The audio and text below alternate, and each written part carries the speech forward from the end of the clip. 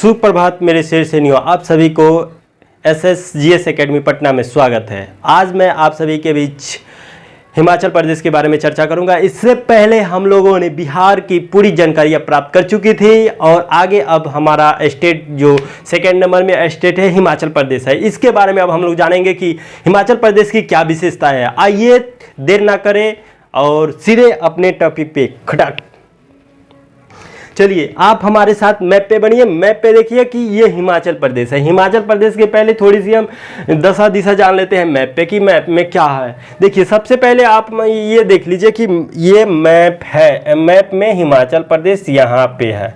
ये हिमाचल प्रदेश का ये थी ये नक्शा यहाँ पे, ठीक है। ये चीज़ हिमाचल प्रदेश का आप गौर से देख पा रहे होंगे। यहाँ पे देखिए लाल कलर से आपको कलई कर देते हैं, ठीक है। यहाँ पे ये चीज़ हिमाचल प्रदेश है, ठीक ना। हिमाचल प्रदेश यही है। हिमाचल प्रदेश की राजधानी शिमला है, आप सभी को पता होगा ही। तो आइए यहाँ के कुछ हम लोग विशेषताएं जान लेते हैं हिमाचल प्रदेश की क्या है। देखिए, ये दो केंद्र शासित प्रदेश से जुटा हुआ है। दो केंद्र शासित प्रदेश, यहाँ जम्मू कश्मीर और एक लद्दाख। दो हो गया। ये किससे जुटा हुआ है? दो केंद्र शासित प्रदेश से जुटा हुआ है। अब उसके बाद 4 राज्य के साथ इसका सीमा संपर्क है। तो वो कौन सा है? तो देखिए, पहला नंबर में, एक नंबर में पंजाब, दूसरा नंबर में हरियाणा, तीसरा नंबर में उत्तर प्रदेश और चौथा नंबर में उत्तराखंड। देखिए, चौथा नंबर में उत्तराखंड। ये 4 जो है राज्य के साथ इसका सीमा संपर्क है, सीमा बनाती है। और 2 केंद्र शासित प्रदेश के साथ इसका सीमा बनता है, जो कि है जम्मू कश्मीर और दूसरा है लद्दाख, ठीक। आइए अब हिमाचल प्रदेश के बारे में जान लेते हैं कि हिमाचल प्रदेश की क्या विशेषता है। तो देखिए, हिमाचल प्रदेश की विशेषताएं यही है कि वो 30 पहाड़ी रियासतों के साथ मिलाकर ये थी, जैसे 30 छोटे छोटे पहाड़ी ये थी हुआ करता था, रियासत हुआ करता था। तो रियासत, प्रांत, गांव जैसे आप बोल सकते हैं, वो छोटा छोटा 30 पहाड़ी एरिया से मिलके ये एक किसे हिमाचल प्रदेश ये थी बना, ठीक है। तो हिमाचल प्रदेश के बारे में और जान लेते हैं कि देखिए, 15 अप्रैल 1948 को हिमाचल प्रदेश के अस्तित्व में आया। कब आया? 15 अप्रैल 1948 को छोटे छोटे 30 पहाड़ी इलाकों से मिलके ये हिमाचल प्रदेश का निर्माण हुआ। अब आगे थोड़ा सा और हम लोग जान लेते हैं। ये चीज़ मैप पे आप लोगों ने देख लिया कि ये जम्मू कश्मीर और लद्दाख, ठीक है। लद्दाख के 2 केंद्र शासित प्रदेश और 4 राज्य से मिलके ये बना हुआ है। चलिए, अब थोड़ा सा मैप का यहाँ पे काम खत्म हो गया। अब मैप को हटाते हैं, अब थोड़ा सा और लिख लेते हैं। यदि आप लोग यहाँ पे लिखे नहीं है तो लिख लीजिए। सबसे पहला लिखने का काम करते हैं, ठीक है। ये चीज़ आप लोगों ने ध्यान दिया होगा, तो ध्यान अगर नहीं दिया है तो इस पे आइए, गौर कीजिए बोर्ड पे। यहाँ बोर्ड पे देखिए, बोर्ड पर यदि अभी तक हमारे चैनल को सब्सक्राइब नहीं किया है तो सब्सक्राइब करें, लाइक करें और दबा के शेयर कीजिए, जिससे और बच्चों के बीच ये जानकारियाँ प्राप्त हो सके। तो आइए दोस्तों, लेट ना करते हुए फिर चलते हैं बोर्ड पे। तो पहला देखिए, 2 केंद्र शासित प्रदेश के साथ हमारा हिमाचल प्रदेश संपर्क सीमा बनाती है। 2 केंद्र शासित प्रदेश के साथ, किसके साथ? केंद्र शासित, थोड़ा सा मजा नहीं आ रहा है लिखने में। 2 केंद्र शासित प्रदेश के साथ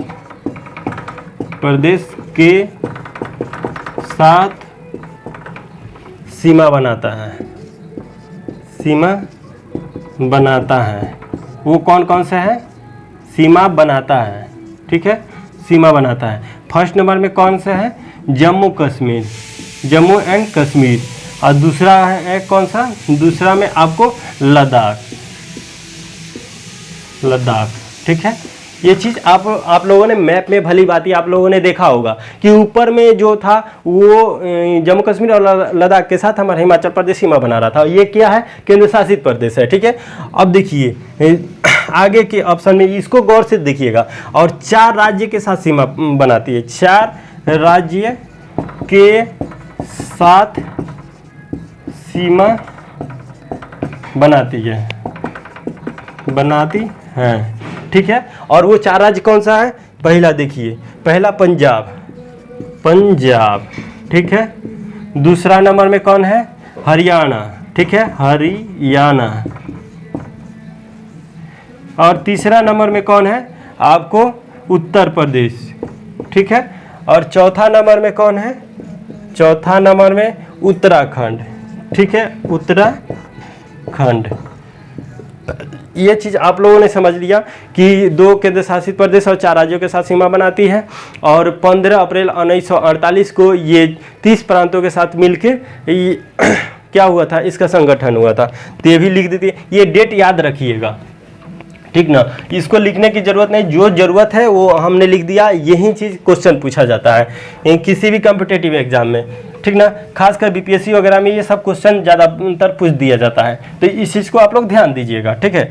अब आगे आइए, अब थोड़ा सा और पढ़ते हैं कि इसके बारे में और जान लेते हैं कि ये कब ये हुआ था। देखिए 1 नवंबर 1966 ईस्वी को, कब, 1 नवंबर 1966 ईस्वी के जब पंजाब अस्तित्व में आया था, जब पंजाब अस्तित्व में आया तो पंजाब से ये पंजाब के सहारे ही आगे चलकर 25 जनवरी 1971 ईस्वी को, कब, 25 जनवरी 1971 ईस्वी को ये सीधे हिमाचल प्रदेश राज्य के रूप में, पूर्ण राज्य के रूप में इसकी गठन हुई थी।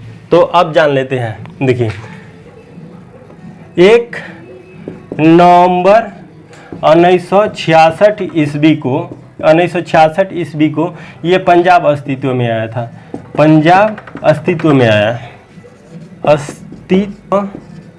अस्तित्व में आया, ठीक है, अस्तित्व में आया था। जब ये 1 नवंबर 1966 को पंजाब अस्तित्व में आया, पंजाब अस्तित्व में आया तो इसके बाद, इसके आने के बाद हिमाचल प्रदेश जो है आया, तब हिमाचल प्रदेश कब हुआ था, 25 जनवरी 1971 ईस्वी को हिमाचल प्रदेश के, हिमाचल प्रदेश को पूर्ण राज्य के दर्जा प्राप्त हुआ,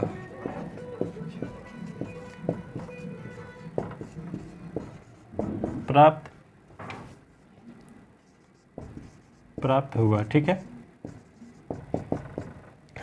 देखिए 7वां संविधान संशोधन 1956 के तहत ये 4 राज्य है ना, जैसे हिमाचल प्रदेश हो गया, पंजाब हो गया, हरियाणा हो गया, ये थी उत्तर प्रदेश हो गया, ये सब 4 मतलब क्या हो गया कि ये सब ये थी 14वां प्रांत बना था। कब, 7वां संविधान संशोधन 1956 के साथ ये 14वां प्रांत बना था। ये चीज़ को आप लोग गौर से नोट कीजिएगा, 7वां संविधान संशोधन 1956 के तहत 14वां प्रांत बना कौन, हिमाचल प्रदेश। ये चीज़ आप लोग नोट कर लीजिए, अगर नहीं नोट कर पाते हैं तो हम लिखवा देते हैं, चलिए, ठीक है।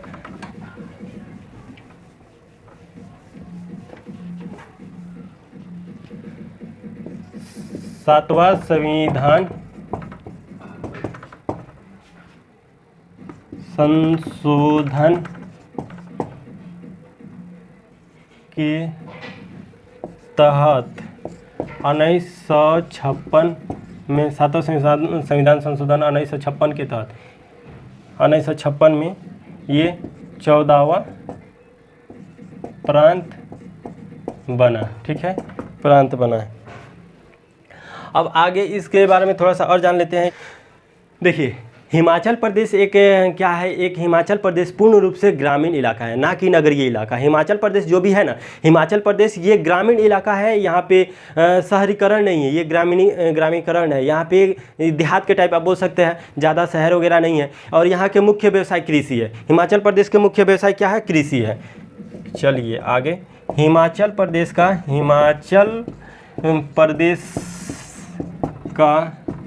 मुख्य व्यवसाय क्या है, कृषि है, ठीक है। हिमाचल प्रदेश का मुख्य व्यवसाय क्या है, कृषि है। अब कृषि वगैरह जान लिए, और ये भी जान लिए कि हिमाचल प्रदेश ये ग्रामीण क्षेत्र है, ना कि नगरीय क्षेत्र है। अब यहाँ के पर्यटन स्थल के बारे में जान लेते हैं कि पर्यटन स्थल क्या है। हिमाचल प्रदेश में आप सभी को पता होगा कि बहुत सारा जो पर्यटन स्थल है, ये थी हो गया शिमला हो गया, मनाली हो गया, कुल्लू हो गया, मतलब ये थी हो गया खीरगंगा हो गया तथा कसौल, ये सब पर्यटन स्थल है। तो हिमाचल प्रदेश के कुछ पर्यटन स्थल के बारे में जान लेते हैं। पर्यटन स्थल, ठीक है, हिमाचल प्रदेश के पर्यटन स्थल के बारे में जान लेते हैं कि यहाँ के पर्यटन स्थल क्या है। तो पर्यटन स्थल यहाँ पे देखिए वसी कुंड है, ठीक है, वसी कुंड है। और राज्य में यहाँ पे गर्म ये थी जो है मतलब गर्म जल कुंड जो कि हमारे बिहार में भी है, ब्रह्म गर्म कुंड, ये खौलता हुआ पानी की तरह जो पहाड़ों से निकलती है, उसी तरह वहाँ भी, वो भी तो पहाड़ी इलाका है, पूर्ण रूप से पहाड़ी इलाका है, ठीक ना।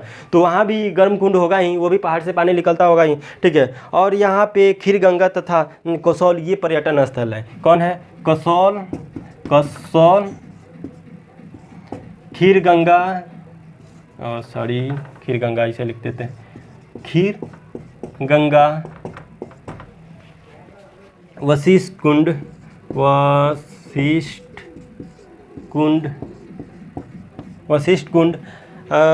खीरगंगा कसौल हो गया, खीरगंगा वशिष्ठ कुंड हो गया, मणिक्रम हो गया, ये सब क्या है? ये पर्यटन स्थल है। इसके अलावा भी कुल्लू है, कुल्लू मनाली है। इसके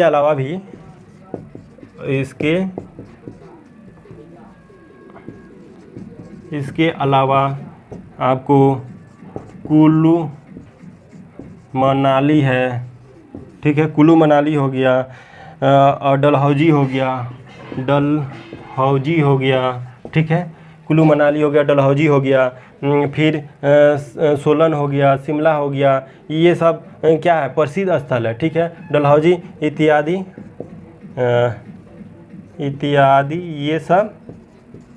ये सब प्रसिद्ध जगह है। क्या है? प्रसिद्ध स्थल है, ठीक है, प्रसिद्ध स्थल है, ठीक है। ये चीज़ आप लोगों ने देख लिया भली भांति से। देखिए पर्यटन स्थल में आप लोग लिख लीजिए, कसौल हो गया, खीरगंगा हो गया, वशिष्ठ कुंड हो गया, मणिक्रम हो गया, इसके अलावा भी कुल्लू मनाली हो गया, डलहौजी हो गया, ये सब हिमाचल प्रदेश के एक बहुत ही प्रसिद्ध ये स्थल है, ठीक है। अब पर्वतीय नगर में हम लोग जान लेते हैं, पर्वतीय नगर में कौन कौन सा है। पर्वतीय नगर के बारे में थोड़ा सा जान लेते हैं।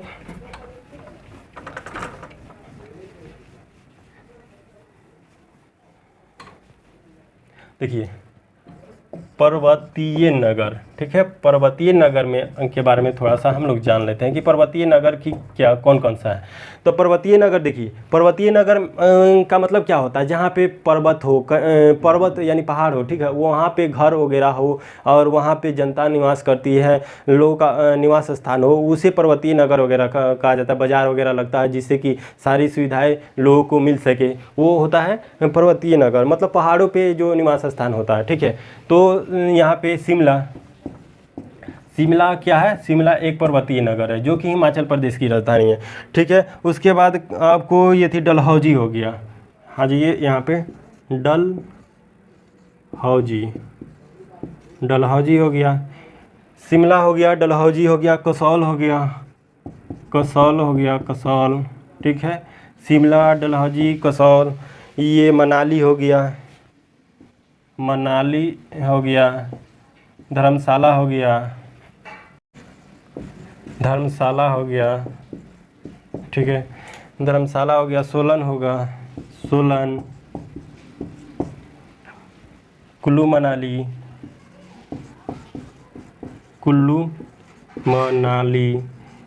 ये सब क्या है? ये सब पर्वतीय नगर है। तो पर्वतीय नगर कौन सा है? शिमला हो गया, डलहौजी हो गया, कसौल हो गया, मनाली हो गया, धर्मशाला हो गया, सोलन हो गया, कुल्लू मनाली, ये सब के सब क्या है? पर्वतीय नगर है। ये सब ये पूछा जाता है हमारे जब क्वेश्चन होती है ना, ये मतलब पीसीएस के एग्जाम में ये पूछी जाती है, तो इसको आप लोग गौर से ध्यान दीजिए। अब विशेषकर बिहार दरोगा में भी ये क्वेश्चन पूछा जाता है, ठीक है, कि हिमाचल प्रदेश के कुछ पर्वतीय नगर के बारे में बताएं, ठीक है। तो इस चीज़ के बारे में आप लोग थोड़ा सा विशेष ध्यान दीजिएगा, ठीक ना।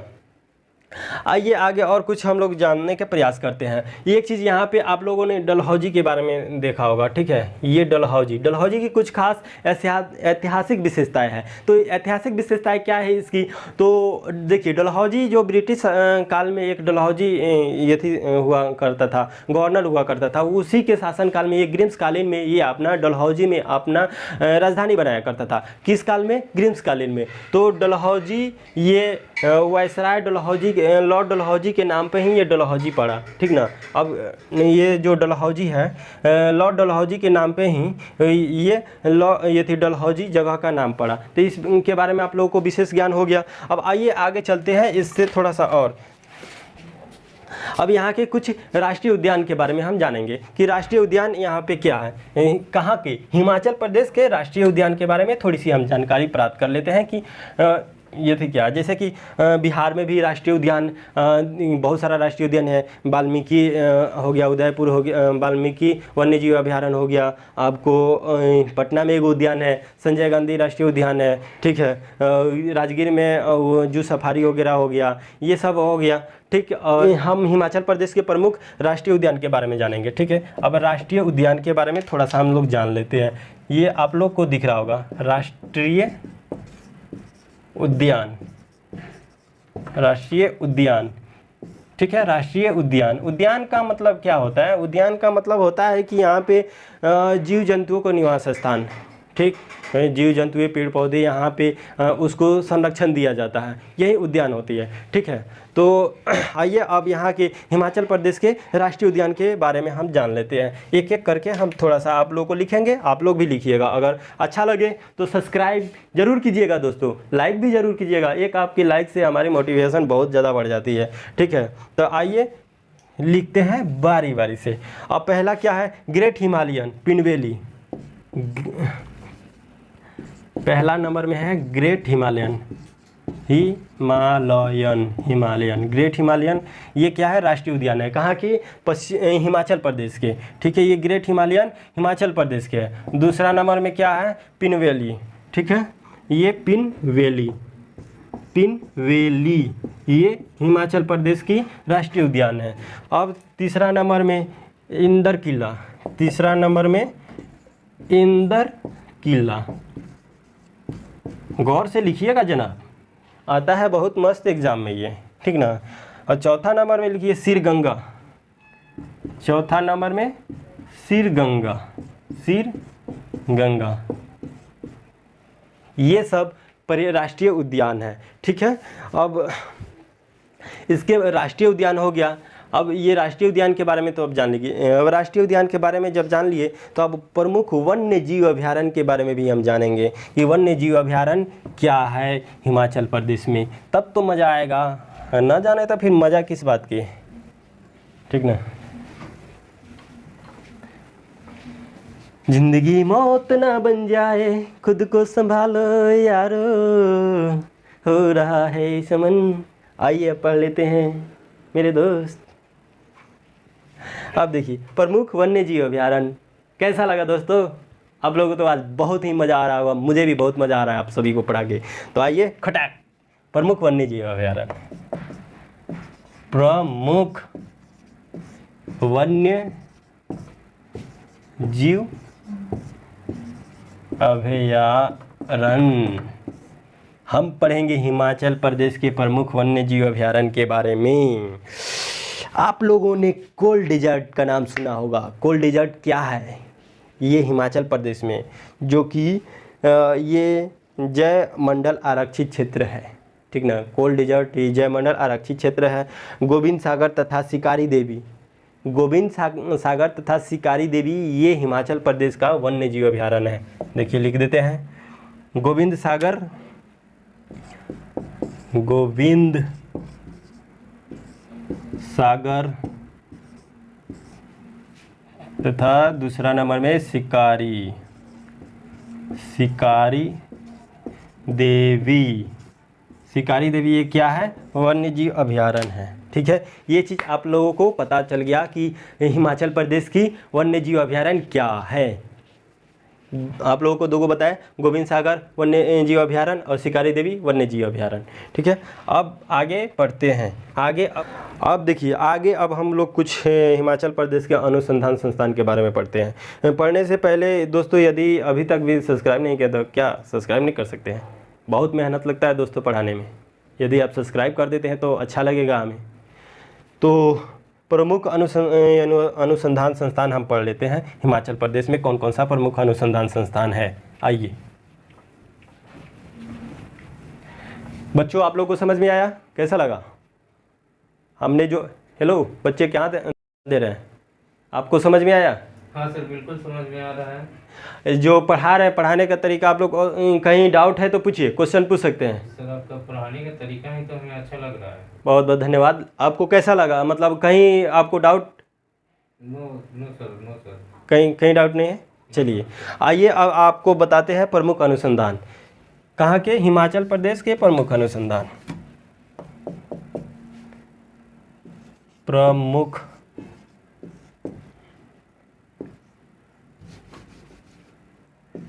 प्रमुख अनुसंधान, ठीक है, प्रमुख अनुसंधान। अब प्रमुख अनुसंधान क्या है? देखिए, केंद्रीय आलू अनुसंधान संस्थान कहाँ है? आप सभी को पता है, केंद्रीय आलू अनुसंधान संस्थान शिमला में है। आइए 1 नंबर में केंद्रीय केंद्रीय आलू अनुसंधान संस्थान, ये शिमला में है। कहाँ है? शिमला में है। शिमला में केंद्रीय आलू अनुसंधान संस्थान शिमला में है। शिमला में है, ठीक है। आलू जिसका ज़्यादा संरक्षण होता है, ये चीज़ अनुसंधान उसी को वहाँ पे बोला जाता है, ठीक है। 2 नंबर में आप सभी लिखिए। 2 नंबर में हिमालयी वन अनुसंधान केंद्र कहाँ है? ये भी शिमला में है। हिमालयी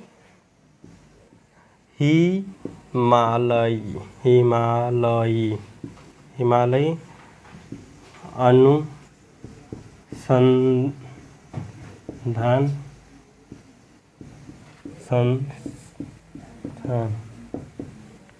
संस्थान, ये कहाँ है? शिमला में। ये भी कहाँ है? शिमला में ही है। हिमालयी वन अनुसंधान संस्थान, सॉरी दोस्तों, हिमालयी वन अनुसंधान संस्थान। यहाँ पे आप लोग लिख लीजिए, हिमालयी वन, ये रेड में लिखे हैं, वन है। हिमालयी वन अनुसंधान संस्थान शिमला में है। कहाँ है? शिमला में, ठीक है। अब केंद्रीय शीतोष्ण अनुसंधान संस्थान कहाँ है? ये भी शिमला में ही है। केंद्रीय शीतोष्ण अनुसंधान संस्थान 3 नंबर में ये लिख लीजिए, केंद्रीय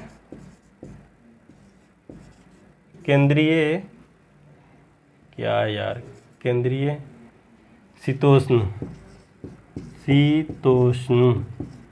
केंद्रीय शीतोष्ण अनुसंधान संस्थान,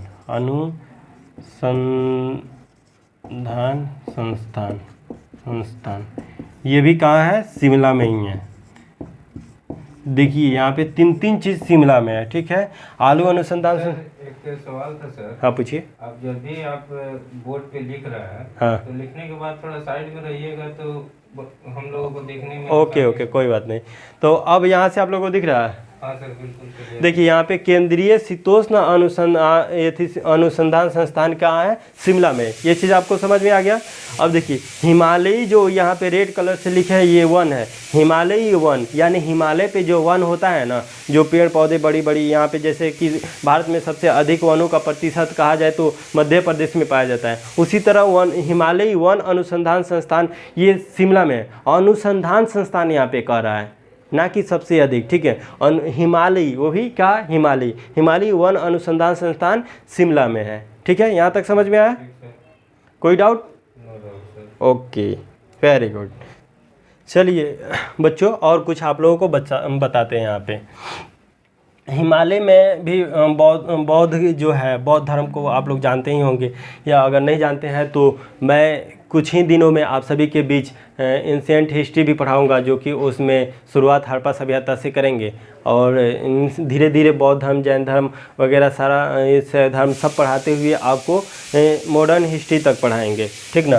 तो आप लगातार हमारे साथ बने रहें, और आपका प्यार हमें चाहिए, ठीक ना। देखिए, हिमाचल प्रदेश में स्थित एक पोटा साहिब सिख धर्म का भी धार्मिक स्थल है। पोटा साहिब मतलब समझते हैं क्या होता है? पोटा साहिब एक सिख धर्म का धार्मिक स्थल है, ठीक ना। तो ये देखिए, लिख लीजिए यहाँ पे, नोट डाउन कर लीजिए। पोटा साहिब जो है ना, ये सिख धर्म का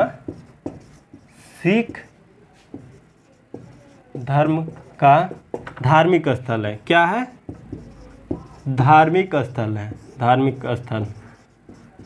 धार्मिक स्थल का मतलब आप लोग समझते हैं क्या होता है? जैसे कि हिंदू में, जैसे कि हम लोग में मंदिर होती है, वहाँ पे हम लोग जाके पूजा अर्चना करते हैं, उसी तरह ये जो सिख लोग होते हैं, ठीक, ये भी वहाँ पे अपना जाके पूजा अर्चना वगैरह सारा चीज़ यहाँ पे करते हैं। तो पोटा साहिब कहाँ है? ये हिमाचल प्रदेश में है और ये सिख धर्म के लिए है, ठीक है। और देवताओं की घाटी किसे कहा जाता है? आप सभी को तो पता होगा ही, देवताओं की घाटी कुल्लू मनाली को कहा जाता है। कुल्लू मनाली जो है देवताओं की घाटी कहा जाता है। तो ये चीज़ पूछा हुआ क्वेश्चन है, ठीक है, कि देवताओं की घाटी किसे कहते हैं। देखिए आप यहाँ पे लिख लीजिए, देवताओं की घाटी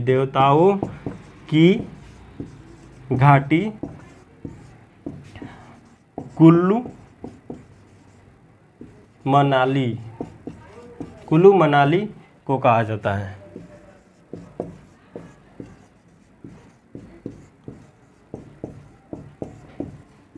देवताओं की घाटी किसे कहा जाता है? कुल्लू मनाली। मतलब समझ रहे हैं आप कि क्या कहा जाता है? देवताओं की घाटी कुल्लू मनाली को कहा जाता है। यहाँ तक कोई डाउट आपको? नो सर, ठीक है। हाँ, समझ गए ना? बिल्कुल। चलिए, बहुत बढ़िया।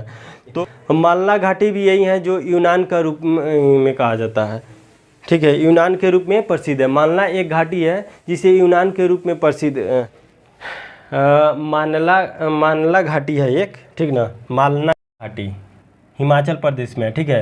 हिमाचल प्रदेश में एक मालना घाटी है। हिमाचल प्रदेश में एक मालना घाटी है। क्या है? मालना घाटी है, जिसे छोटा यूनान के रूप में जाना जाता है। छोटा यूनान के रूप में जाना जाता है, ठीक है। छोटा यूनान के रूप में जाना जाता है। दोस्तों, हिमाचल प्रदेश हम लोगों ने समाप्त कर लिया, सारी चीज़ें यहाँ पे हम लोगों ने पढ़ लिया। अब इससे आगे हम लोग पढ़ेंगे पंजाब। अगर आप लोगों को अच्छा लगा हो तो अपने दोस्तों में शेयर ज़रूर कीजिएगा। तब तक के लिए जय हिंद दोस्तों।